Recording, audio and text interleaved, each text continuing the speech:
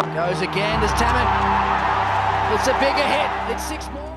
অবশেষেই আনুষ্ঠানিকভাবে আন্তর্জাতিক ক্রিকেটকেই বিদায় জানালেন বাংলাদেশের সাবেক অধিনায়ক তামিম ইকবাল।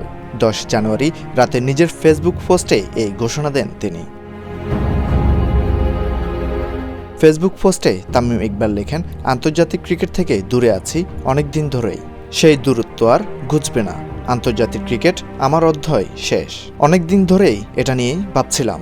এখন যেহেতু সামনে চ্যাম্পিয়ন ট্রফির মতো বড় একটি আসর, আমি চাই না আমাকে ঘিরে আবার আলোচনা হোক। কিছুদিন ধরেই তামিম ইকবালের ফেরার গুঞ্জন শোনা গেলেও তামিম বেছে নিলেন বিদায়ের পথ, যা ভক্তদের কাছেই কিছুটা অপ্রত্যাশিত। তিনি তার ছেলে ও ভক্তদের উদ্দেশ্যে আরও লেখেন, ভক্তদের হতাশ করার জন্য আমি দুঃখিত। ছেলেকে বলছি, তুমি যেদিন বড় হবে সেদিন বাবাকে বুঝতে পারবে।